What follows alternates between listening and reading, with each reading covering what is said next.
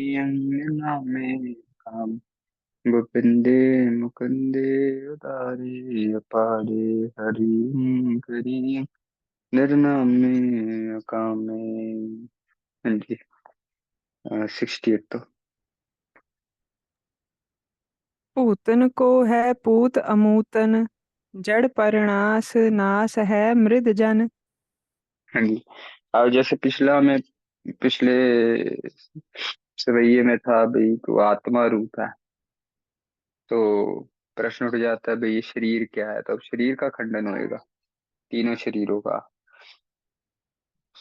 स्थूल शरीर, सूक्ष्म शरीर, कारण शरीर का खंडन करके आत्म स्वरूप का मंडन करेंगे। तो अभी सबसे पहले जो स्थूल शरीर है उसके खंडन की बात करें। कह रहे जो भूतो भूतन भूतन मतलब तत्व, जो पांच तत्व हैं उनका जो पूत है, बेटा कह लो, पुत्र कह लो, वो कार्य है। वो क्या है? अमूतन, जड़ है। जड़ परिणाम नहीं होगा, ये परिणाम होगा कि भाई नाश है मृदजन। जैसे मिट्टी का घड़ा होता है तो वो नाश हो जाता है, मिट्टी में टूट के मिट्टी बन जाता है वो। तो ऐसे ही ये जो जड़ स्वरूप है शरीर का, ये शरीर जो पांच तत्वों से बना हुआ है, ये भी उस घड़े के समान है जिसने बदल के, क्योंकि जड़ है, कॉन्स्टेंटली चेंज हो रहा है। तो चेंज होते होते इसने भी वापस से, जैसे मिट्टी का घड़ा मिट्टी में मिल जाता है, ऐसे ही जो स्थूल शरीर तत्वों से, पंच तत्वों से बना हुआ है, वो भी वापस उन तत्वों में मिल जाएगा। चेतन एक रस आवै आत्म, ता बिन हाँ। जड़ संघात आत्म। हाँ, इधर भी थोड़ा सा प्रिंटिंग मिस्टेक है। चेतन एक रस अव्य आत्म, ताबिन जड़ संघात अनात्म। अनात्म होएगा, ये थल्ले वाला जो आत्म है उथे अन होएगा, अनात्म। तो बता रहे भाई, तो जब ये शरीर नहीं हूं मैं, स्थूल शरीर तो जो है मेरा, वो तो पांच तत्वों से बना है और पांच तत्वों में समा जाएगा। जैसे मिट्टी का घड़ा मिट्टी में समा जाता है। तो फिर मेरा रूप क्या है? तो कहते हैं भाई तेरा रूप चेतन स्वरूप, जो एक रस, एक समान है और अव्यय है। ना उसमें कोई घाट है, ना वो उसमें कोई बड़ा बढ़ना है, ना घटना है। एक रस चेतन स्वरूप आत्मा जो है वही तेरा स्वरूप है। और उस एक रस चेतन आत्मा के अलावा जो सब है बाकी पसारा, वो जड़, सब जगत जो है वो जड़ है। और ये संघात अनात्म, ये सब जो है ये अनात्म है। इस सब का जितना जड़ संसार हम देख रहे हैं पांचों तत्वों से जो बना हुआ है, ये सब अनात्म है। ये परमानेंट नहीं रहेगा, ये सब ने समाप्त हो जाना है। तो ये सब जो जड़ है इसको मिथ्या मान लो कि ये मिथ्या है। हाँ, तो अब इसके बाद प्रश्न उठा कि चलो सूक्ष्म स्थूल शरीर मैं नहीं हूँ, तो फिर सूक्ष्म शरीर हुआ मैं क्या? क्या सूक्ष्म शरीर हुआ? स्थूल तो मैं नहीं हूँ। अब स्थूल शरीर के बारे में डिटेल हम अध्यात्म प्रकाश में पढ़ चुके हैं। तो अब आगे अपना हमें सूक्ष्म शरीर के ऊपर उसका भी खंडन करेंगे। हाँ जी।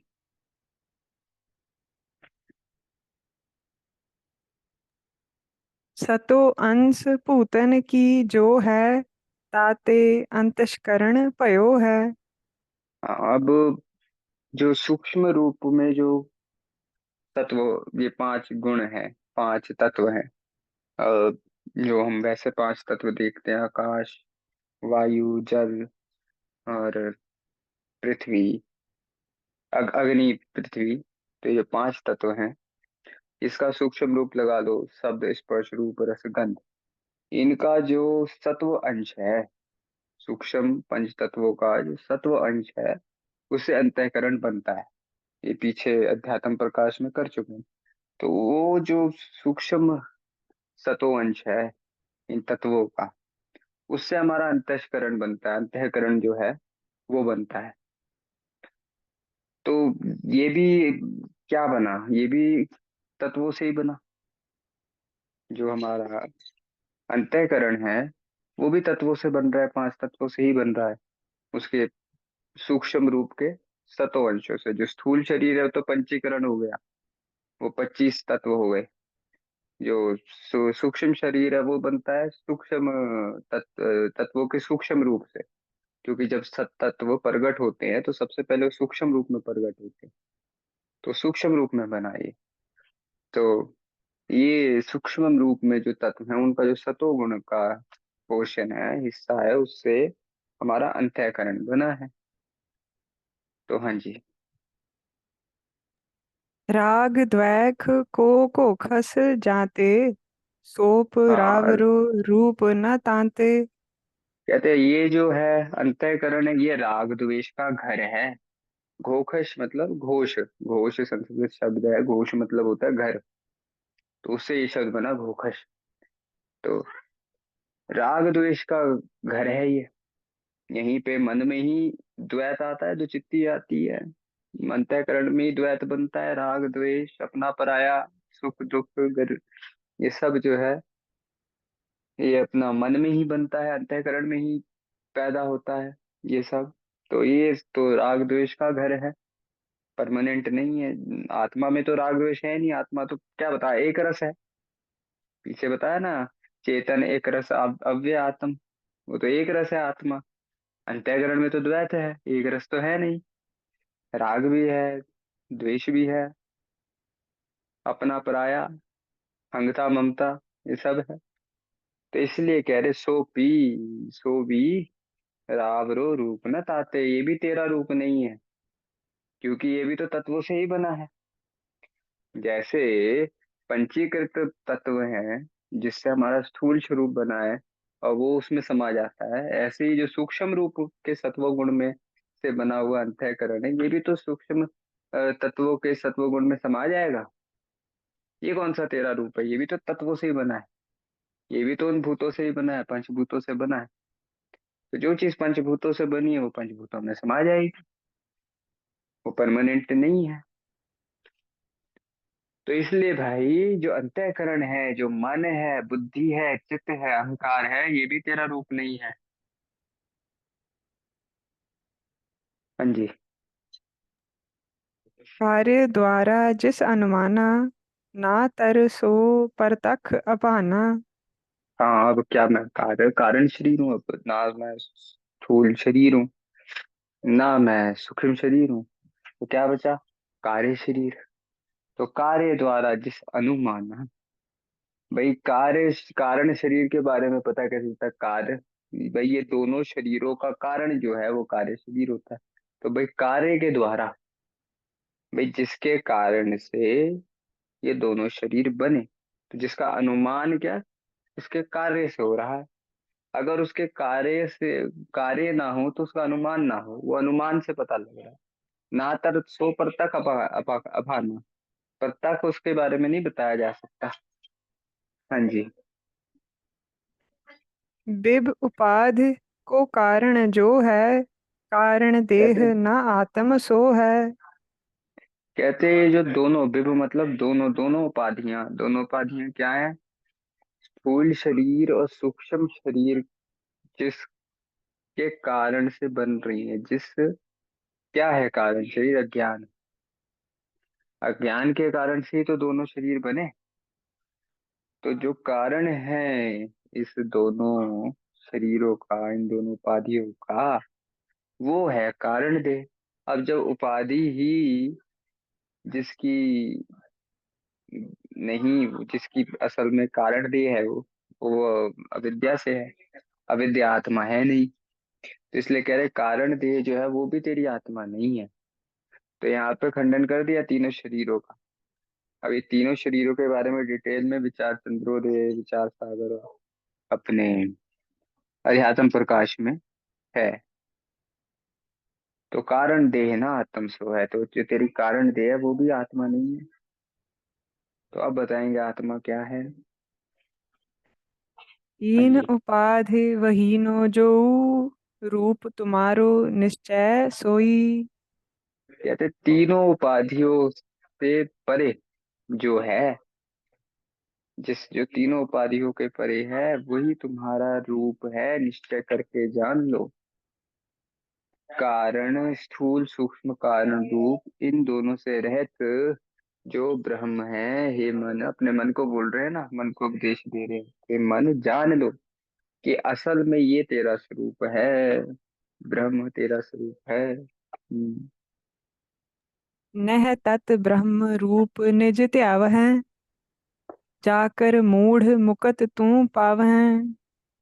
कहते अगर जब तक तू अपने इस तत्व ब्रह्म रूप को नहीं ध्याएगा, इसका चिंतन नहीं करेगा, इसमें ध्यान नहीं धारेगा, ये जो ब्रह्म स्वरूप आत्मा स्वरूप है, जो तीनों शरीरों से परे है, तीनों उपाधियों के परे है, उसका अगर जब तक तू ध्यान नहीं धरेगा, जब तक तू उसका विचार नहीं करेगा, तो हे मूढ़, माया में लगे हुए मन, तो मुक्ति कैसे पाएगा? भाव मुक्ति तेरे को तभी मिलेगी जब तू तत्व ब्रह्म रूप में ध्यान को धारण करेगा। तो इसलिए तू इसको इसका ध्यान लगा और मुक्ति को पा। दोहरा, हे मन तज निज बहर गत, अंतर बर सुख हेत। कहते हे मन, अब तू बाहर मुखी जो अपनी चाल है उसको त्याग दे, ये संसार की चाल को त्याग कर अब तू अंतर्मुख हो जा, अपने अंतःकरण, अपने अंदर जो आत्मा स्वरूप ब्रह्म स्वरूप है उसका ध्यान धर। अंतर मुख बिन सुख नहीं, विदत सनातन नेत। कहते सनातन नियम है, सनातन मतलब शुरू से ही याद काल से नियम बना हुआ है, क्या कि भाई बिना अंतर सुख के, अपने अंदर जो सुख है उसके बिना और कहीं पे अंतर्मुख होए बिना कहीं सुख नहीं है। जब तक तू अंतर्मुख नहीं होगा, अपनी बाहर की आंखों को बंद करके अपने अंदर की आंखों को नहीं खोलता, तब तक तेरे को सुख नहीं मिलेगा। तो जो सुख है वो अंदर ही है, बाहर संसार से सुख की प्राप्ति नहीं होगी, सुख की प्राप्ति अपने अंदर से ही होनी है। अपने आत्मा को जान के ही सुख की प्राप्ति हो रही है। बाहर की चालों में, बाहर की चीजों में, संसार के इस खेल में सुख नहीं प्राप्त होगा। हाँ जी। कबित चंचला को मत चित, चंचल करत चित। अब वही बता रहे भाई, चंचला, चंचला मतलब माया के पदार्थ है। भाई चंचला में अगर तू अपना मन लगाएगा, चित्त लगाएगा, तो चंचल करे तो चित्त, ये चित्त को भी चंचल कर देगी। भाई चित्त चंचल हो जाएगा, एक एकाग्र नहीं हो पाएगा। हाँ। चंचला को चीन चित, चंचला के वत है। कहते हैं किस तरह है ये माया के पदार्थ, किसके समान है?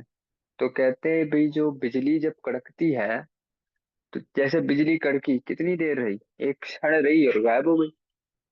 आकाश में जब बिजली चमकती है कितनी देर चमकती है, एक क्षण भर के लिए चमकती है और गायब हो जाती है। ऐसे ही ये जैसे चंचला को चीन, जैसे बिजली को चमकते हुए हम देखते हैं, वैसे ही ये माया के पदार्थ हैं। भाई बिजली के समान ही है, क्षण भंगुर है, ज्यादा समय नहीं रहते। बिजली ज्यादा समय आकाश में नहीं चमकती दिखती, थोड़ी देर के लिए दिखती है, गायब हो जाती है, फिर कहीं और दिखती है, फिर गायब हो जाती है, फिर कहीं और दिखती है, फिर गायब हो जाती है। ऐसे ये पदार्थ है। ये आज तेरे पास, तेरे को दिख रहे हैं, कल किसी और के पास दिखेंगे, परसों किसी और के पास दिख जाएंगे।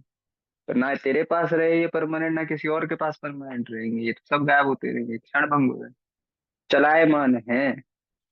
हम्म। ऊपन की प्रकुटी कुटी है, मैं बार बधुवत। कैसी है? जैसे राजों की आंखों आंखों का पता नहीं होता ना, कब वो आंखें पलट दे राजा, कब किसी पे खुश और कब किसी पे क्रोधित हो जाए, तो उसके समान है। और जैसे आपको किसी जिसके पास ज्यादा प्रभाव दिखता है, बार बधू मतलब वैश्या, प्रोस्टिट्यूट, तो वो जैसे ज्यादा पैसे वाले के पास चली जाती है, आज जिसके पास ज्यादा पैसा उसके पास होती है, कल जिस जब उस पे पैसा खत्म हो जाएगा किसी दूसरे के पास चली जाएगी, फिर किसी तीसरे के पास चली जाएगी। ऐसे ही जिसका ज्यादा प्रभाव रहता है, कर्मों की गति रहती है, उस हिसाब से माया के पदार्थ उसके पास आ जाते हैं। और फिर जब कर्मों का खेल, उसका वो पुण्य फल जो है वो समाप्त होता है, फिर पाप जागृत होने होते हैं पिछले, तो फिर वो उसको छोड़ के चली जाती है माया के पदार्थ किसी और के पास। तो परमानेंट नहीं रहते, आज तेरे पास है कल किसी और के पास चले जाएंगे। तो माया की बात कर रहे हैं भाई, बाहर सुख नहीं है, जो दोहरे में बताया, बाहर सुख नहीं अंतर सुख है। तो बाहर बता रहे हैं भाई, बाहर के जो सुख तू लब रहा है वो किस समान है, वो बिजली के समान है, चमके खत्म हो गए क्षण भंग हुए हैं। वो बार बधू के समान है, जब तक तेरे पुण्य है तब तक तेरे पास रहेगा, जब पुण्य खत्म हो जाएंगे तो किसी और के पास चला जाएगा। हम्म।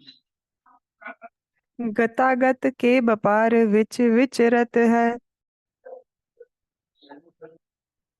हाँ जी, गतागत के व्यापार विच विचरत है। गत आगत, आने जाने के जो है ये, इस व्यापार में ही ये चलता रहता है। काशी जू की बीथन के जूथन मैं ताम। अब कहते हैं भाई, काशी की जो गलियां हैं और उन गलियों का जो जूथन समुदाय है, काशी में अलग अलग गांवों की जो गलियां हैं उनमें रहवास करके, ग्राम ताके द्वारे अटो ओढ़ कंथा मोर मत है। कहते हैं उन गांवों में जाओ, लोगों के घरों के आगे एक गोदड़ी पाके तुम भिक्षा लेने जाओ। ये मेरी शिक्षा है, ये मेरा मत है कि भाई संसार के चक्रों को त्याग दे। तो भाई ये योगियों की सन्यासियों की मर्यादा बता रहे हैं, क्योंकि अपने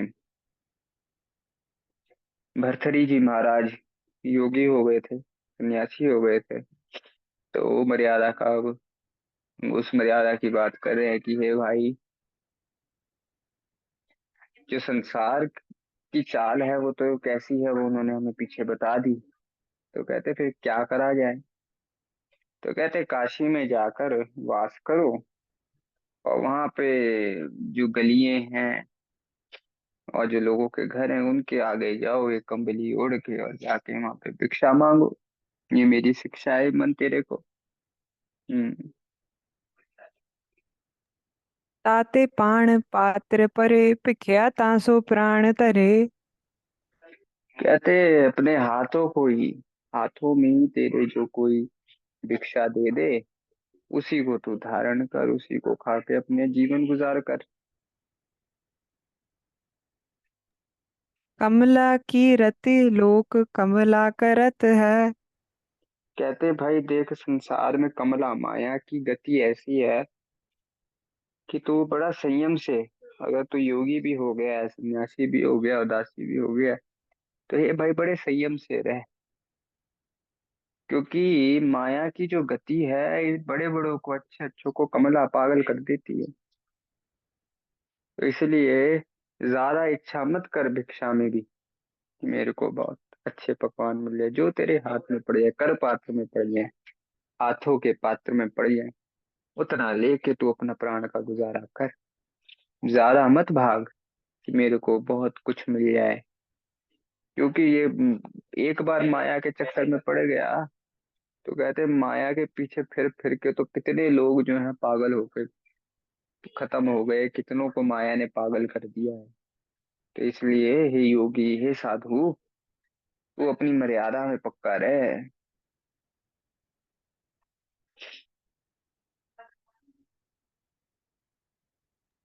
दोहरा श्री हरि के श्री हरिपुरी वानारस को वास। हाँ, इधर वैसे रारे पे स्यारी नहीं होनी थी, श्री हर के, श्री हरपुरी, हर हरि होगा, स्यारी नहीं होगी। क्योंकि हरि हो गया तो विष्णु जी हो गए, हर से स्यारी हटा दी तो शिव अर्थ बन जाएगा, उस पर शिव जी है। हर और हरि। हर मतलब शिव, हरि मतलब विष्णु जी। तो श्री हर के श्री हरपुरी, श्री अपने शिव जी की जो शिवपुरी है जिसका नाम है वाराणस। वानारस नहीं, वाराणस। रारे पे रारा पहले आएगा, नन्ना बाद में आएगा। तो वाराणसी। और सस्से पे स्यारी, वाराणसी को वास। तो जो शिव जी का जो शिवपुरी है जिसका नाम है बनारस, वहां पे वास करो, काशी में वास करो। श्री हर के श्री हरपुरी, वाराणस को वास। जीवत भुगत मुकत मरे, करे चहो चित तास। कहते हैं यहाँ पे तो जीते जी जो जी अपना जीवन बिताएगा उसको बड़े अच्छे से रखती है भुगत। और मुक्त मरे, और मुक्ति मरता है बंदा, मुक्त होके मरता है। वही एक वो आती है श्रुति, काशी मरनाथ मुक्ति। काशी में मर के मुक्त हो जाता है बंदा। मरे करो चहो चित्ता से भाई। यहाँ पे तो जीते जी बंदा अच्छे पदार्थों को भोगता है और मरने के बाद मुक्ति प्राप्त कर लेता है। तो हे चित्त, हे मेरे मन, हे चित्त, उसकी चाह कर तू। क्या चाह कर कि भाई मैं काशी में रहूं। अब काशी में, अब ये बात हो गई, एक प्रश्न उठ गया कि सच में क्या काशी में मुक्ति है गुरु मत अनुसार। कि क्या काशी में कोई संसारी भोगों को भोगता रहे और भजन ना करे तो क्या उसकी मुक्ति हो जाएगी।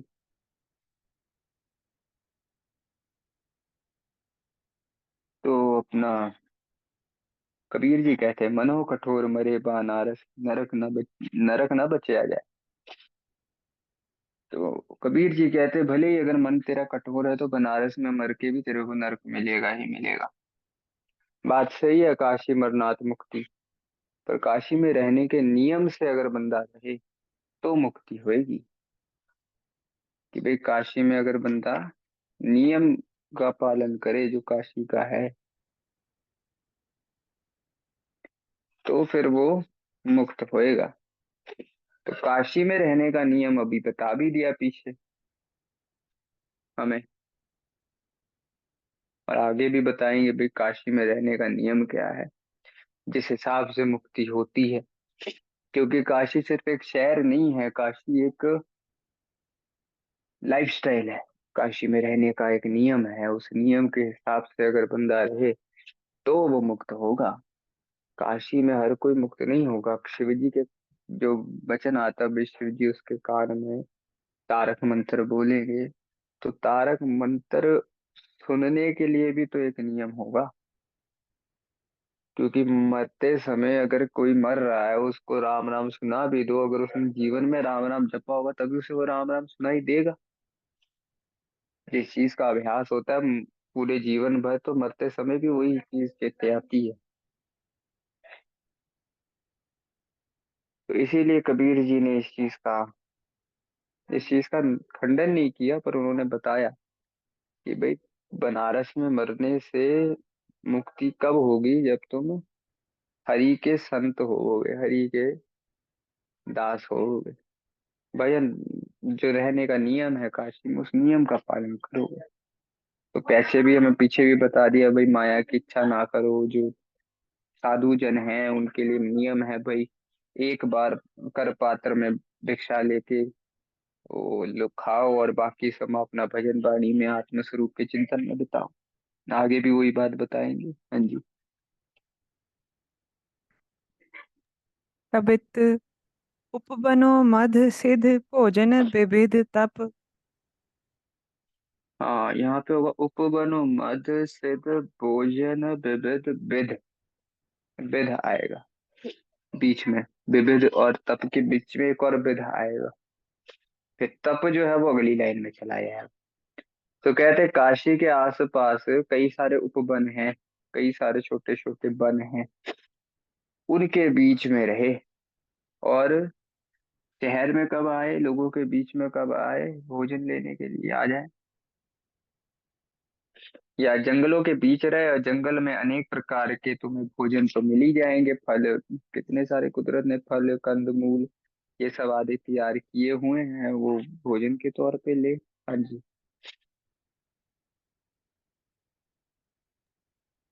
तप वृद्ध हुते वृद्ध जास में प्रधान है। कहते ऐसे तप जो है तुम्हारा वृद्ध बढ़ेगा, और तप जब तुम्हारा बढ़ेगा तो फिर काशी में रहना, काशी में ये कर्म जो है ये प्रधान माना। तप को बढ़ाना, काशी में रह के मुक्ति कब होगी भाई, जब काशी में तुम रह के उपवनों से फल कंद मूल खा लिए, थोड़ा भिक्षा लेके खा लिया, ज्यादा नहीं इच्छा करी इन चीजों की, ज्यादा चीज किस चीज की इच्छा करी, तप को बढ़ाया आपने। तप को बढ़ाने से ये फिर है काशी में रहना, ये चीज प्रधान है काशी में, ये है असल में काशी में रहना। पटल को पीन ही के अप्रमाण पटनी को। हाँ, अपने शरीर में कोपीन, एक कोपीन का बस्तर, एक गाती बन ली, लंगोटी बन ली, और जो अच्छे अच्छे बस्तर हैं वो सबकी इच्छा नहीं करी। काशी में रहना किसी साधु ने तो उसके लिए सिर्फ एक कोपीन का कपड़ा पहन लिया, लंगोटी बांध ली, और कोई नहीं। जगह ऐसे नहीं कि रेशम के कपड़े कपड़े पा पा के बढ़िया बंदा रह रहा होगे और वो सोचे कि भाई काशी मरनाथ मुक्ति हो जाएगी, तो वो नहीं हुई। पीख ही को रमनी को रटनो प्रमाण है। और क्या, भीख ही को, भिक्षा ही लेना, एक बार भिक्षा ले ली, और वो एक बार अपने हाथों में भिक्षा लेके वो एक बार दिन में, क्योंकि सन्यासियों का योगियों का ये नियम है कि भिक्षा सिर्फ एक बार लेते हैं। सूरज ढलने से पहले वो भिक्षा को पा लेते हैं और बाकी टाइम अपना बाकी संसार से दूर विराजते हैं और अपना भजन करते हैं। ऐसी एक साधु भी हुए, निर्मले संत थे, सच्चिदानंद की हरि जी, सच्चिदानंद हरि जी महाराज। तो गंगा के परली पार, काशी में पल्ली पार रहते थे, अपनी छोटी सी कुटिया बना के, और सिर्फ एक बार आते थे। दो चार घर थे, वो वहां से जाके उन्होंने भिक्षा ले ली और सीधा फिर पल्ली पार चले जाना, वहीं पे अपनी भिक्षा प्राप्त करनी और अपना भजन में लग जाना। फिर नहीं आते थे वो काशी में कभी। काशी के पल्ली पार रहते थे, जो मेन शहर है, शहर में बस उन्होंने एक बार दिन में आना, थोड़ी देर के लिए, वो बस भिक्षा लेनी और वापस चले जाना, बस ये उनका मार्ग था। अब तो चढ़ाई कर गए कुछ साल पहले। तो बड़े सिद्ध संत थे, ना किसी से मिलना ना किसी से जुलना, सिर्फ अपने भजन में लगे रहना। शास्त्री जी बताते होते हैं कई बार उनके बारे में।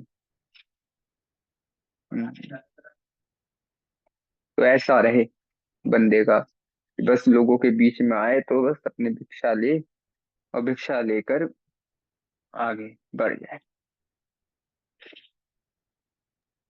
चार खानी प्राणी जामै मर के न फेर जामै।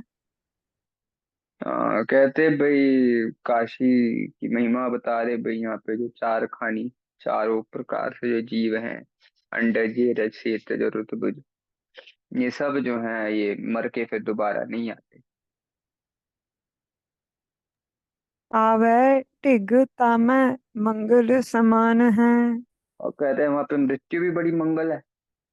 वहां मृत्यु का ऐसे हवा नहीं बनता काशी में। काशी तो ऐसी है भाई, काशी की गलियों में चले जाओ, मणिकर्णिका घाट के पास, तो गलियों से वहीं पे लोग खाना खा रहे हैं, खड़े होके गप्पे मार रहे हैं, उधर से मुर्दा बीच से निकल गया, पीछे को हट गए, मुर्दे को जगह दे दी, फिर बात करने लगे।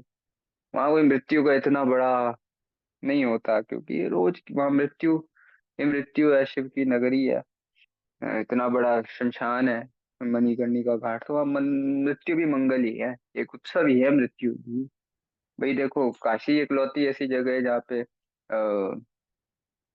होली भी खेलते हैं तो शमशान में जाके खेलते हैं। तो वहां पे मौत भी एक मंगल समान है। छोड़ ऐसी काशी, कैसे सुधी और ठौर बैसे। कैसे ऐसी जो काशी है जहाँ पे मौत भी एक बंधन समान है, जहाँ पे मरने का भी एक स्वाद है, ऐसी काशी को छोड़ के कैसे कहीं और बंदा बस सकता है। कैसे पए देव जम, हासी को सधान है। कहते काशी है कैसी कि भाई वहां तो देवताओं को भी लोग पीछे हटा देते हैं, देवताओं की भी हंसी है। क्योंकि पता है भाई, जो सिद्ध संत है वो तो जमदूतों पे भी हंस दे, वे पता है जमदूतों की मार तो पड़नी ही नहीं हमारे ऊपर, मुकत है बदला। और देवताओं से भी कोई डर नहीं, मुक्त पुरुष को किस देवता से किससे डर हो, वो उनका भी हासिल कर देते हैं। और काशी में है भी ऐसी चीज, शिव जी के अलावा किसी और को कुछ काशी में नहीं मानते, कोई भी हो। बड़े से बड़े साधु की वहां के लोग बेइज्जती कर देते हैं, चार गाली सुना देते हैं। वो लोगों को हर धाम का एक अपना प्रताप होता है, वो प्रताप ऐसी ऐसी जगहों पे दिखता भी है। तो कहते हैं भाई काशी में को छोड़ के बंदा और कहीं कैसे जा सकता है, कि भाई काशी एक ऐसी जगह है जहाँ पे मर के बंदा मुक्त है, फिर ना उसने देवता बनना, ना उसने जम के द्वारे जाना है। तो ना वो जम की इच्छा, जम का कोई परवाह रखते, ना देवताओं की भी परवाह। वो दोनों का हासिल कर देते हैं क्योंकि मुक्त है। मुक्त बंदे को किसी की क्या चिंता। तो इसलिए काशी एक ऐसी जगह है जहाँ पे मरने के बाद बंदा मुक्त हो जाता है, काशी मरनाथ मुक्ति। ये बात इस कवित्र में अपने भर्तृहरि जी महाराज काशी की महिमा करते हुए बताते हैं। हाँ जी, आज यहीं तक करते। वाहिगुरु जी का खालसा, वाहिगुरु जी की फतेह।